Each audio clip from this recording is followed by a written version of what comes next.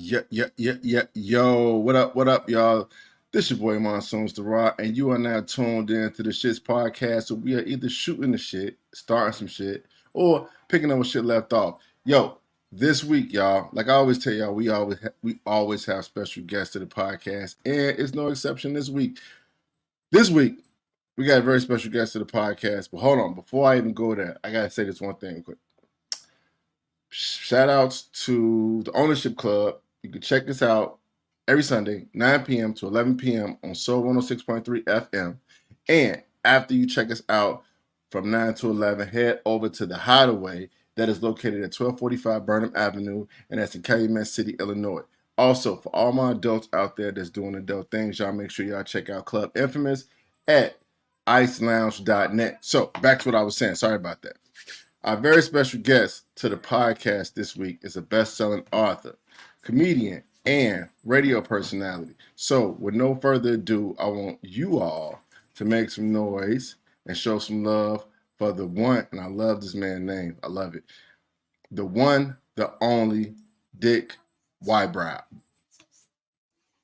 Monsoon, how are you, man? And welcome from sunny, summery Auckland, New Zealand, which you got to be jealous about. Chicago in winter, man. That's next level. Yeah. Hey, but you know what, though? In all honesty, and I don't want to jinx anything, the winter so far has not been that bad. You have jinxed it. Thank you. Thank you very much. Thank you very much. So it's going to be cold. There's snow coming in, sleet all tomorrow's happening because Monsoon jinxed it for everybody. Then I always do. So you said you're in New Zealand right now? Auckland, New Zealand, right? Other side of the world, and in the future. From where you are right now, I'm in the future, but I'm not. I'm sworn to secrecy. I'm not allowed to tell you what's going to happen, but it's pretty good, except for one thing. But everything else is really good, except that one thing. I can't tell you what it is though. Okay. Is that where you from? No. I was born in Canada. Okay. I grew up there till I was 9, and then moved to the United States. And I spent a bunch of decades there. Then we moved here about 11 years ago. So yeah, I'm living in New Zealand now, man. How great is that? Yeah, it sounds awesome. Just the name sounds awesome. So you said, I was reading up on you. You said you were a former stand-up comedian, or you still do stand-up comedy? I haven't yet. I've got some stand-up comedian friends because I just wrapped up a television show here. We just did 7 years of this. It was a comedy news TV show, and sometimes news is comedy all on its own. But we actually did comedy news, and so I had comedians working with me and working for me, and so they were like, "You got to get up, you got to get up." But I did stand-up comedy through the Midwest a bit, and, just outside of Chicago, through Minneapolis, up north a bit, down in Iowa and Wisconsin, and comedy in the U.S. is different. In fact, one of the comedians told me here, and this is why maybe I haven't gone up on stage here. He said, the New Zealand crowds, when you go to perform in front of them, when you start out, they're like this. So they got their arms crossed. Now, if they really like you, they're like this. That's Chicago. That's. I tell you what, man, that does not inspire me to get up and do 10 minutes of people staring at me. Hey, listen, Dick, and it's crazy because any other person that I would say that to, it would have been an insult. But this is actually just us talking. I tell anybody to do comedy, you have to be one of the bravest people in the world, because, especially in Chicago, because we don't laugh for shit. You know, like it has to be like, if you make Chicagoans laugh, you made it. You are definitely funny. It's either brave or just oblivious. I tell you what, you can go a long way on being stupid. I've made 3 different careers out of it. Going in thinking you can do something, and you have no business doing it. Getting up on stage as a stand-up comedian, doing radio, even television. I went in thinking, I can do this. I didn't know what I was doing. Yeah. But then my stupidity is contagious. because then people see me and goes, well, he looks like he knows what he can do this. You can sell it. and, you sell and it. as long as that person thinks, so then it becomes ironic in a way, because as long as that person now thinks, well, he looks like he can do it, they're confident that I can do it. Yeah. Now I have confidence because they think I can do it. And there's no basis whatsoever on my ability. Yeah. But now I've got the confidence to think I can pull this off, and somehow it works out. I don't know how that is. But so far, so good. You just sold it. You sold it. The energy, you sold it. It went around the room, came right back to you. Yeah, you sold it. Can you remember the first venue that you killed at? Like you really like destroyed, did a hell of a job? I remember my very first gig. Okay. I remember my first gig was in Minneapolis, and it was in this dive bar, a place called The Valley, in like Dinkytown, Minneapolis. And it was an open mic night. And when they say open mic, it was like comedy / music. Well, it was all it was before I got up was just / music. There's no comedy. And so when I got up, I interrupted the / music flow. And so we have a comedian coming up, and so they had to, raise the microphone. They had to move the hippies out of the way for me, move the chair out of the stool out of the way, all the tears, everything. And I got up and I did my time. I went up and you know this, Monsoon. I tell you what, 5 minutes. There's a time dilation that goes on. Goes so when you're much staring slower. at a bunch of people. So much slower. 5 minutes is a long time. But I had one bit that worked. I got one laugh out of it. And so it's like so many things in life. Cut away all the stuff that doesn't work. Hold on to the stuff that does. And I kept that one bit, and I expanded from there and there and there. And I took that out of 5 minutes, that 20 seconds it worked. And I expanded from there. And in Minneapolis, I did pretty good for myself. And yeah, I remember that when you started really making it work. Yeah, that's awesome. Getting that flow. And it's the greatest feeling in the world, man, when you sort of owning the room and they're all there and they want you to make them laugh, and that's the greatest feeling. It's fantastic. All that love coming back at you, that's what it is. Yeah. So just laugh, that's love, man. And so that's an amazing feeling.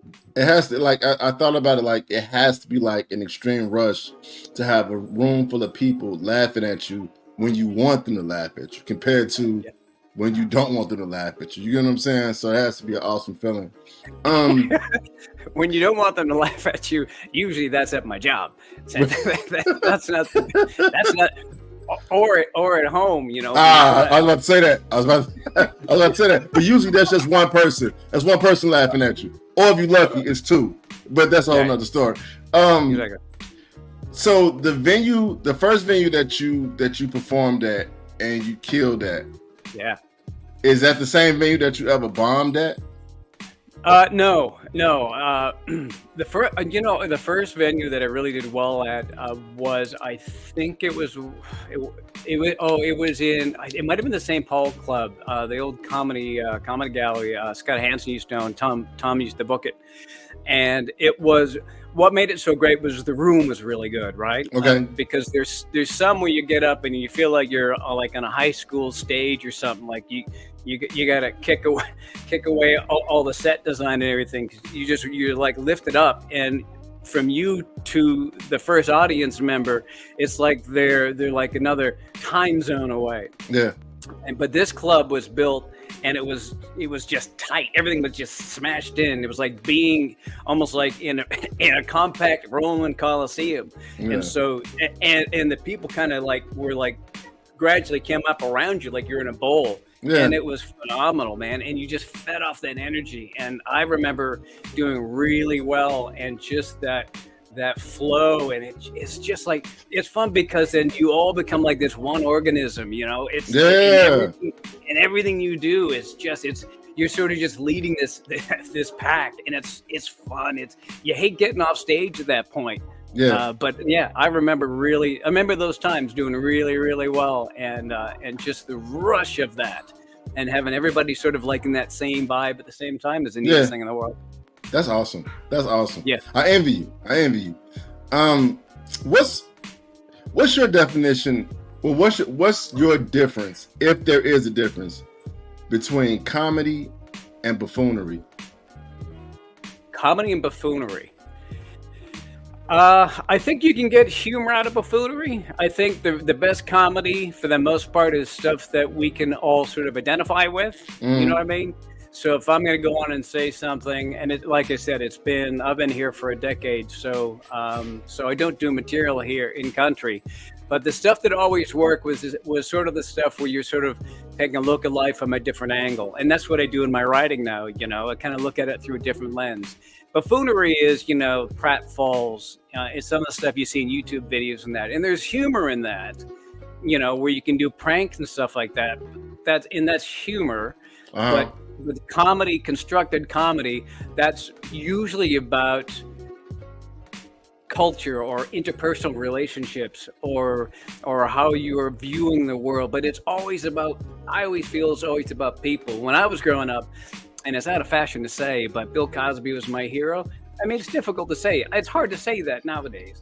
But all of his stuff and storytelling was about his wife or his son or his brother or his dad. That's where the comedy is. It's the relationships around us. Okay. Because anything I'm telling you that it sounds like, because you might be experiencing this, and you think you're the only one. He says, no. Everybody has the same crap they got to deal with as much as you do. Right. And so there's a connection between you and the audience, and that's a beautiful thing when you can pull that off, and you can find those nuggets and shine them up. Yes, sir. Give me 1 second. Just 1 second. I got to pause this real quick. 1 second. We are back. I had to take a break real quick. Thank you for answering that question. You broke it down eloquently. So I see from the posters on the back, the book Cain. Can you speak to us more about the book? Because I was reading the breakdown of it, and it sounds hilarious. It sounds like, but I prefer for you to talk about it. Yeah, it's arguably it's pretty nuts. So in a nutshell, Cain is a 6'7" French Canadian, but just 1 year ago he was a wolf. So he was a wolf in Canada running around. This infected man bit him, and the infection got into him. The next day he wakes up and he's a teenage boy, human, and he's raised over the next year by this French Canadian couple. And in that year's time, he grows 10 years, but now he's older, and he is going to go find out how he needs to find the guy who bit him, because he wants to become a wolf again. So he's trying to find the secret of why he changed. He wants to reverse it because he misses the days of running naked and free out in the Canadian wilderness. I mean, he could do that as a human, but that would lead to incarceration and probably a bit of frostbite, real unfortunate frostbite. Depends on what state. Yeah. So he hooks up with the one thing about wolves, as you know, they can't drive. And so where he learns to speak French, and then he speaks English, and he's learning about the human condition and how people interact and all of this, he never quite gets a hang of driving. So he hooks up with this young woman named Imelda, and she is a part-time criminal, bit of a getaway driver. So she becomes his driver because he can't work out driving. Yeah. And so as the story progresses, she starts to get more and more involved in his hunt for this secret. And so they band together, and they got to battle this organization that is trying to create super soldiers, which is the guy that bit him. And then also this idea that this sort of virus has gotten out, and so it's created these monsters. And so these two characters have to battle some of these monsters as well. But basically, it's, for as much as it sounds like a big monster book, I actually haven't read a ton of monster books myself. I really haven't. And I didn't really come out to say I want to write a monster book. I wanted to write a story about two very different people that don't get much more different than this. No, but not at all. Kind of marginalized in some ways, and so they come together, and together they make it work. So let me say this first. Yeah. The whole thing sounds like a Netflix series. I'm hoping. Hey, I'm putting it out there, Dick. Do it. Damn, I shouldn't. This sounds so fun when you say it. I said, I'm putting it out there, Dick. Okay. It sounds like a Netflix series, and I said it because it sounds so different. Just for the simple fact that the man wants to go back to being a wolf. Of course. And then you incorporate the getaway, well, the criminal, the driver, because wolves can't drive. Even though, Jojo, come here for a minute. Joey, I'm sorry. Joey, come here. Come here and answer this. I'm sorry. No, do it. No, go get Jojo. Tell him, ask him what he needs, okay? It's already on, babe. Get an Amazon delivery? Do you need to go grab that? Nah, man, it should be on, Joey. Talk to him. Oh my God. Call him right back. It's my son. I'm sorry. Oh no, that's cool. Oh great. Have him come in. Let's meet your son. Oh, you don't see him on camera? He's on the phone. Of course he's on the phone. Call him back. What's the password? Give it here. Oh, I'm so sorry. No, don't be sorry. Oh, goodness. Call him right back and just ask him, do you need me to call him on the okay. This is Here's the fun part. We were talking about humor. So I'm writing this book, right?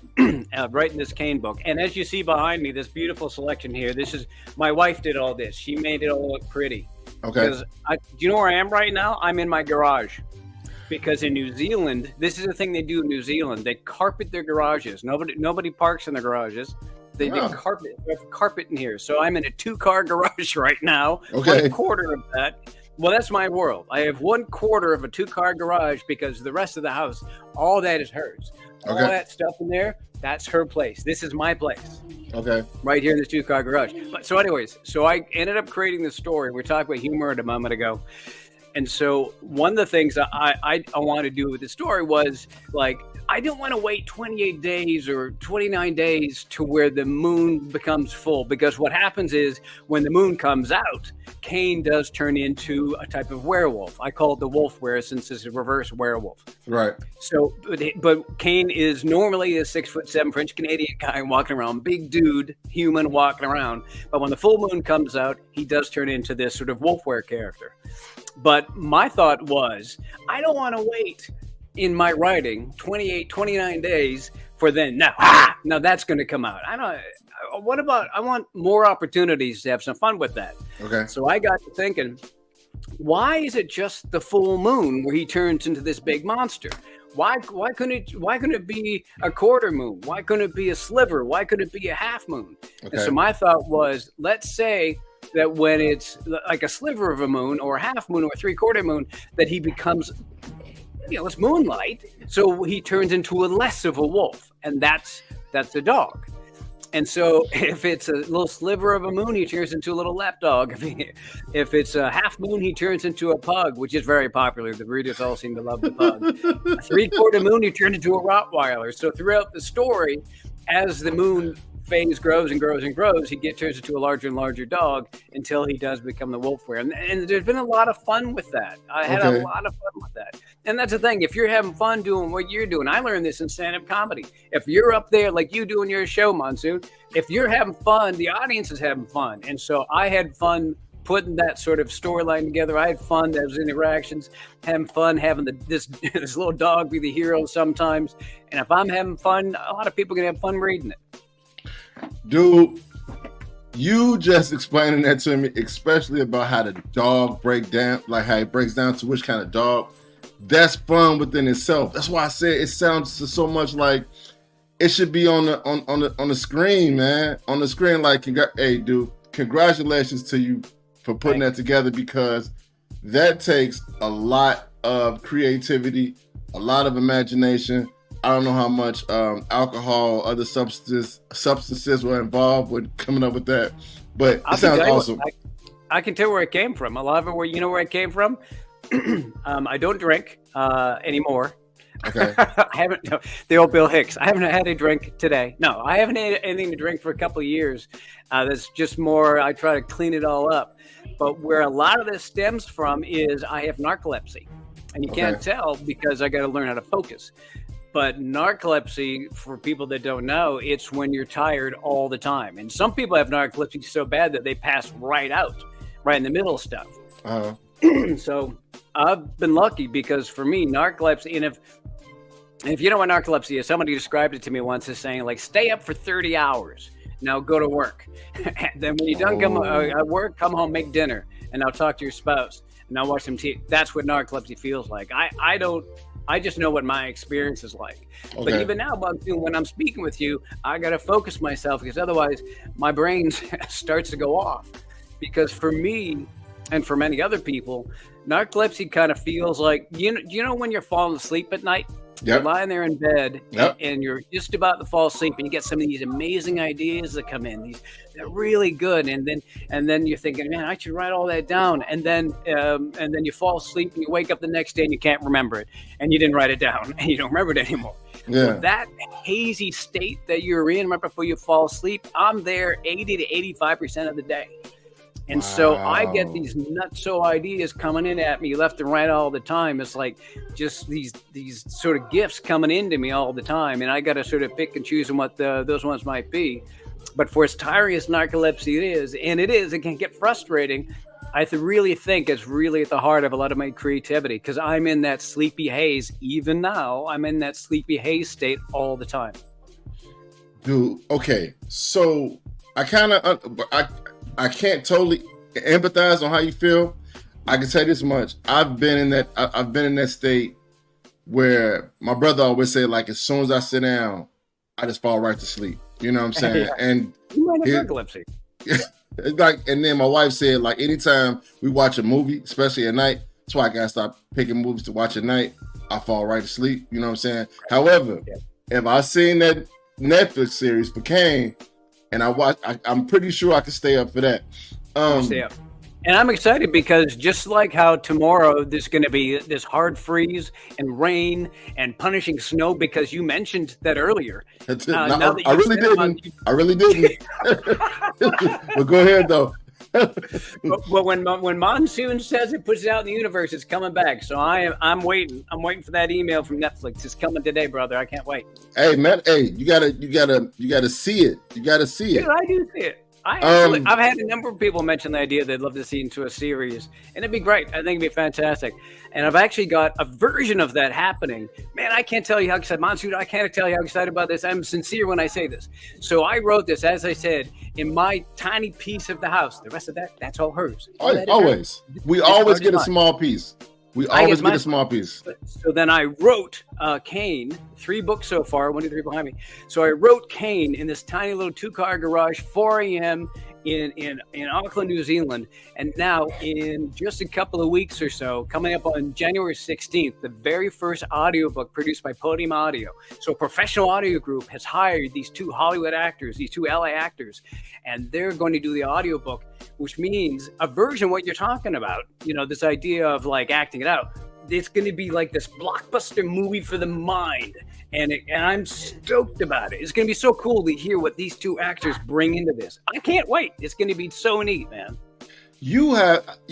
I feel like, and I'm not trying to be rude, I feel like you should be extremely excited just for the simple fact because it's something that you took from your mind, put it to paper, and it's just it's blowing up like that. And it's not just, in my opinion, it's not just anything. Like, that's very creative, like the spin that you have on it.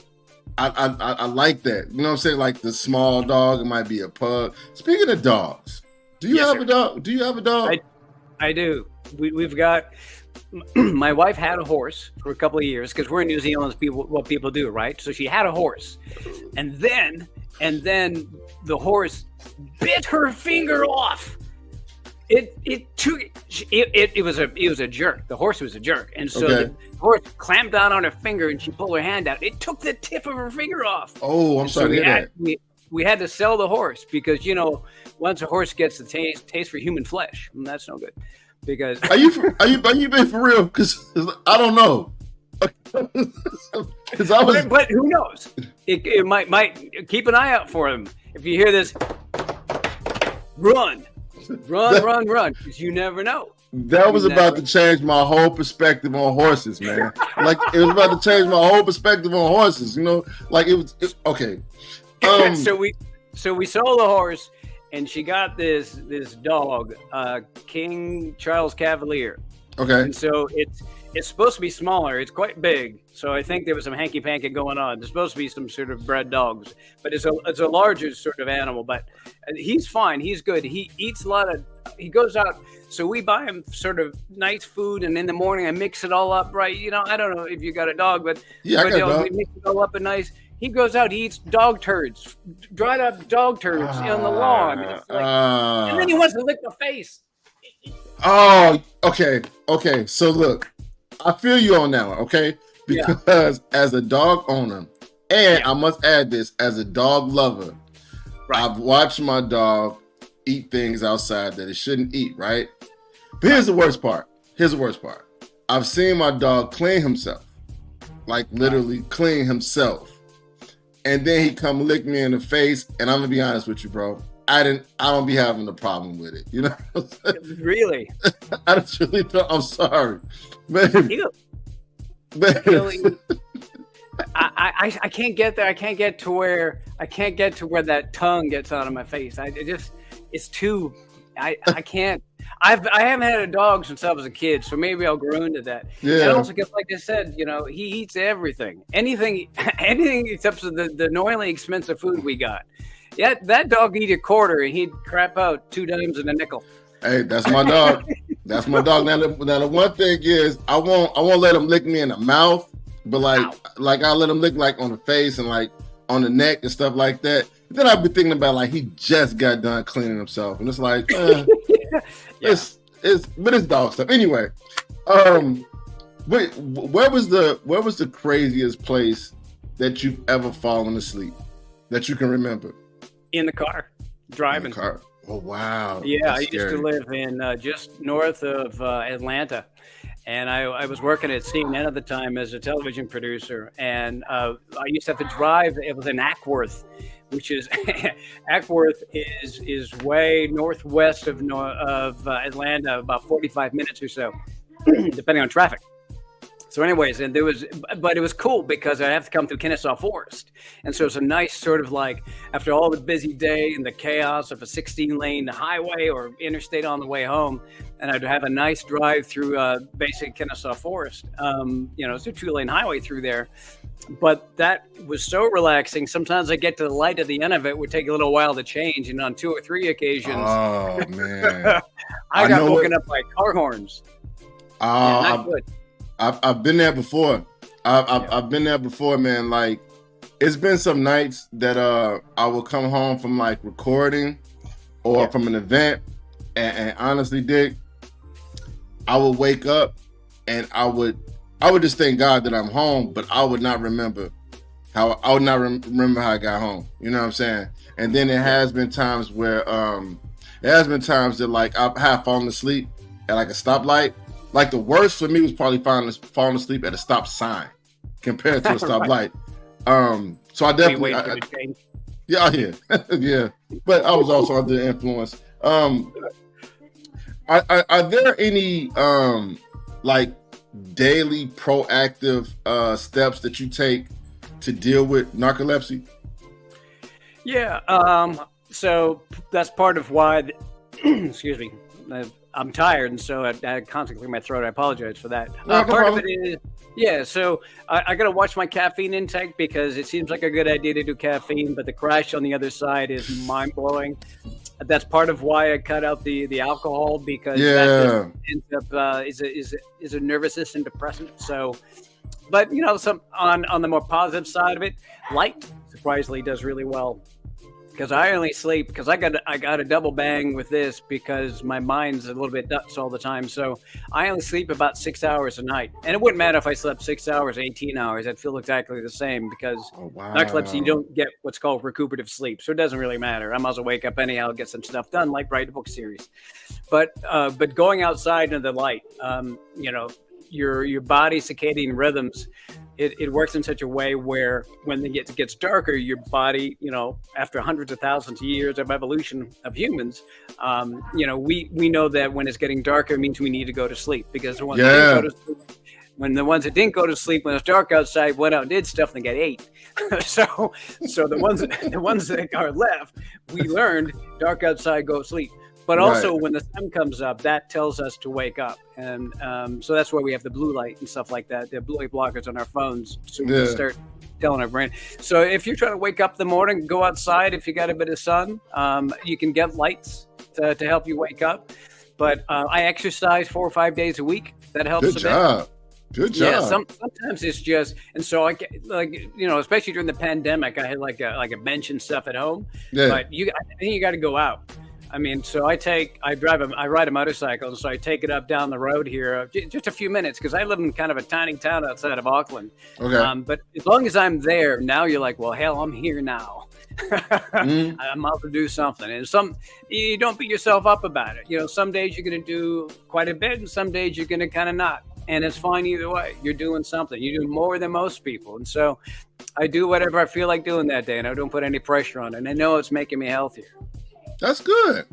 Yeah. So I always feel like I just ask questions. That's what I do. But sometimes I feel like I have to ask the hard questions. So this one right here is probably would be a hard question. So first of all, here we go. How long have you and your wife been together? We've been together 11 years. 11 years. But I've known her since 2000. So I've known her for longer than that. Since 2000. Okay. So here's the hard question. Here we go. So you love her. She's the apple of your eye and everything under the sun, right? Could you still be in a serious relationship with her if she would always be musty, no matter what she did, no matter how many showers she took, no matter what kind of deodorant she took, she would always be musty, like horrendously musty? One part of me wants to make a joke there. You mean, how's that different from now? Like a joke like that? But I also live with this woman, and it ain't with that joke. Right. And you're also in the garage. So I totally get it. So I got you. And my quarter of a garage will go down to an eighth. Exactly. Oh, so okay. So let's just say this. I'll tell you what. She's great for me, man. She's great. She's the one person who her opinion can hurt. Do you know what I mean? Oh wow! So, no, that's serious. I totally get that. Yeah, because what I do for a living, and like I said, I did radio before, stand-up comedy. You get to the point where you're kind of Teflon, you're kind of bulletproof. Okay. And so if I were to get a bad review in my book, I don't know who you are. You don't know who I am. It doesn't matter. Yeah. And even dealing in the television world, because there's a lot of a-holes in the world of TV. It's mostly made up of jerks, to be honest. But again, same thing. Bing, bing, bing, bing, just come right off. But all she's got to do is go like, I don't like that shirt. And that shirt comes off. You know? Well, that's how it's supposed to be, you know? Yeah. So with that being said, let me ask you this. Yeah. Is it harder? Is it harder for you writing books or writing jokes? The time that goes into writing books is an enormous pain and enormous joy. You know, and so you can write a joke that, let's say, you might insert somewhere into a book, maybe, if it feels right. I've never been one to let me force this in there, and I learned that through radio. Okay, for the most part. And there's actually an old saying from years ago called "Kill your darling." It's like if you've got that bit in there just because it's a funny joke, but it doesn't help the story out, doesn't help the character out, then it's got to go. It'll fit somewhere else. You don't have to delete it. It just doesn't fit in this thing. But writing books is hard. But it should be hard because it's important, you know. I mean, when if you're going to put together 90,000 words of any particular book, that's going to take you a lot. And so I think I mentioned a bit ago, I just wrapped up a television show that I've been doing for 7 years. That was a 60-hour-a-week job to do that. Wow! And so I wrote 3 books over the last year, and the only way I could do that is, to be honest, in some ways with the narcolepsy, I was up at 3:45, 4 o'clock in the morning. Some of those mornings heading to the gym for half an hour, 45 minutes, coming back and writing for 3 hours before my day job. And so, but But that's the thing. You can do that. I think you can do the hard work if you've got that thing inside of you. If you've got that passion to do it. Yeah. If you love music, you know, you're going to keep hammering away, hammering away, hammering away, hammering away. Like with stand-up comedy, the ones that really made it are the ones who slogged through the years. Yes. And the ones that kept at it. And if you're writing books because you think this is a way to make money, you ain't gonna make it. That's not gonna happen. Because you've got to put in the hard yards, and you've got to do what might be years, even decades, to be able to get somewhere. And who knows, you might not ever get there. Right. So yeah, it is really hard, and I'm glad it's hard because I think books are some of the greatest things in the world, and audiobooks are some of the greatest things in the world. So it should be hard to make those. And you know what, dude? I would say this, man. You're like you're becoming my mentor right now, because a lot of, like, seriously, like, a lot of stuff that you have going on are things that I experience. Like, I get up early, because I go to bed late and get up early, but I don't write books. Like, I get up, I'll do laundry and shit like that, because it's like my peaceful moment, you know. Sure. But also, I love the fact that you have that passion for writing and also that passion for reading, man, because I think that with the increase of social media, don't get me wrong, I know, especially for what we do on social media, it really helps. However, I do feel like reading has kind of taken a back seat. And so when I just heard about the book and then the breakdown of the book, I'm like, that's the kind of stuff that makes people want to read, because just the description of it is like, it paints that picture. You know what I'm saying? It's like, I'm glad that people are still being that creative, especially with your situation and everything that you have going on. That's fucking awesome, bro. That's and I tell you what, awesome. There is that negative side of social media. I'll give you a positive side. So I have the great privilege to every now and then I'll have a reader group reach out to me and say, hey, listen, we'd love to speak to you about the book, right? And so I've got people like every now and then in Canada, United States, and in the UK, like a group of folks will read it. And if they contact me, I can zoom in like I'm speaking to you right now, and they can ask questions and we can talk about the book. So a little while ago, I was just starting book 3 on the end, right? That one there. That one comes out at the end of December, right? And I was just starting the book, and I'm what's called a discovery writer, a pantser. And that's somebody who get your characters in there and you sort of wait for that inspiration to happen. And it was slow going. I had the start of it, but I didn't really have something. I needed something core of the book. And so I took a break from it, and I'd spend the morning doing some of that. I'm speaking to this readers group in the United Kingdom, in England. And there was a woman who I was asking a question. And I always say that she's from New Brighton. I don't know if she was from New Brighton, but I think that sounds neat. So I'll say New Brighton. She might have said it at some point. And so she said to me, she said, I'm really fascinated by Cain and the interaction. I really love how he is with Imelda. And I can't wait to find out more about when he was growing up, that year that he spent on the farm with his human mother and father. What was it like as he learned human ways and learned how it was to be a person? And I was like, yes, that is funny you say that. That's exactly what I'm doing in book 3. You totally called it. And that sort of inspiration, and I've told her since. I've said, "Hey, thank you so much," and I chatted with her about it. But it was that through social media, that connection, that she inspired that, and that that conversation across 12, 15,000 miles, far apart from each other, and those two. And she was just saying what she felt, and she was saying, as a reader, her experience, she can't wait to hear about this. And as an author, I was like, let me fill that gap and put that in. And the greatest thing, and I think there are moments you got to be open to inspiration. Yes. And that's one of the things as I get older, that rather than saying, no, my thing, that I've got to let these little sort of influences come in, and you decide which ones you pick and which ones you don't. But the moment she said that, I felt it. And I was like, she's got it. That's it. That's what I need to be doing. And it was a gift. And I took that gift and ran with it. And it's and that book comes out here in a couple of weeks. I can't wait, because she's a big part of that. That's awesome. That's awesome. Well, you spoke about her being inspiring. I think you're inspiring, man. Like, really. Just just your story, man. And I wish I had more time, but I know you got things you got to do, man. Thank you so much for just, giving your time, because I always tell people time is way more important than money. You can get money back, can't get time back. Right. Sometimes you can get money back. It depends on who you take with you. Want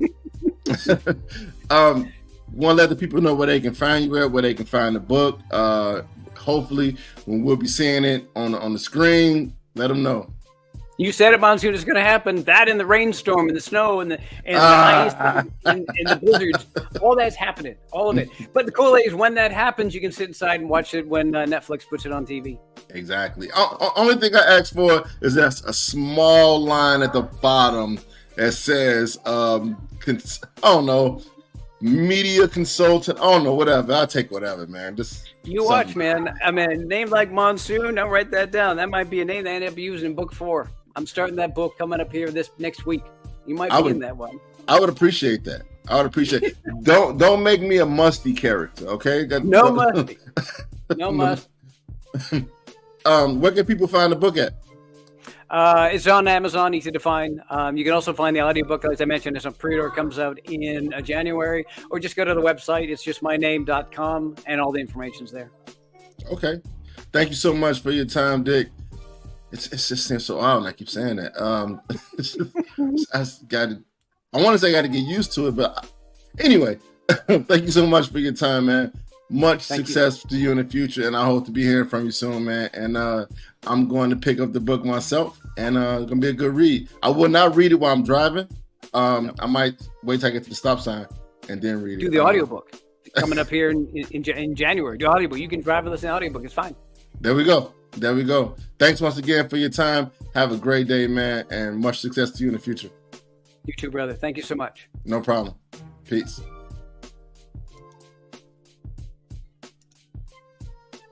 Yo, hey, y'all heard it here on the S.H.I.T.S podcast. Y'all make sure y'all get that book. It's called Kane. You can find it on Amazon. It's from my man Dick WyBrow. You heard him describe the book. Sounds hilarious. I'm about to get it myself. I'm gonna get the hard copy because when I'm chilling, sipping on my tea, I like to read books. You know what I'm saying? So with that being said, you know how we do it around here. Moving on and just grooving on. We have to get into some hold on. All right. So y'all hear the sound. So for those of you who are familiar with this podcast, when you hear that music right there, that means it's time for I don't know who need to hear this. So, I don't know who need to hear this, but nigga, you ain't got car insurance. So, stop fumbling through the papers and oil change receipts in your glove compartment when the police pulled your ass over and just admit you don't have car insurance. The more you sit there and fiddle with all them papers and magnums and old napkins talking about you looking for it, it's just irritating the police officer. Be upfront. Hopefully they be lenient with you and they let you on your way. That way you can go home or whatever, go to the currency exchange, be responsible, and get you some auto insurance. But stop wasting people's time, y'all. Alright. So, like I always tell y'all, you don't have, just because you not listening does not mean it's not being said. And that is this week's segment of I don't know, need to hear this. Yeah. And on that note, it's about that time, y'all. Y'all hear that music. About that time for me to get up out of here. I gotta give mad shout outs to my man, Dick WyBrow. Y'all make sure y'all get his book, Kane. It's on Amazon. Shout outs to everyone in the ownership club. There's Toussaint, Shot Bliss, Rich Renee, Mally P, Cam Folks Community, DJ Get 'em, DJ Stakes. Man. Oh man. Hope I ain't forgetting B Hendrix. If I forgot you, please forgive me. It's a lot of stuff going on. Shout out to the family. Joey, Bryce, Jailer, Crystal, Smoke, Diggy Dog. Shout out to my mother. Shout out to my brother. Shout out to my man Deca Durs. Shout out to anybody that has been checking out the S.H.I.T.S podcast. Y'all can check it out on Spotify, Apple Podcasts, anywhere you get your podcasts. Shout out to all the creators out there. Shout out to everybody that's being patient. Shout out to all the hustlers, man. That's on the grind, doing their thing. Shout out to everybody in Chicago. Shout out to my people in New York. Shout out to my people in New York. Shout out to my people in Houston. Shout out to my people in Atlanta. And man, I'm gonna leave y'all with this. Make fans, not followers. Followers to get you clout, but fans to get you work. Be patient. Be passionate. Be purposeful. Do something that gets you out to bed in the morning. Trust the process. Realize that everything takes time, and the only thing that happens overnight is dreaming, slobbing, and them babies. As my girl D Delicious said. What up, D Delicious? And on that note, y'all, I will holler at y'all later. Thanks for tuning in. Make sure y'all go get that book for my man Dick WyBrow called Kane. And y'all make sure y'all continue to check out the S.H.I.T.S podcast, y'all. Hey, and check me out on every Sunday on Soul 106.3 FM with the Ownership Club, and check out my segment, Possible Posts from the Past. On that note, y'all, I'm out. It's the shit.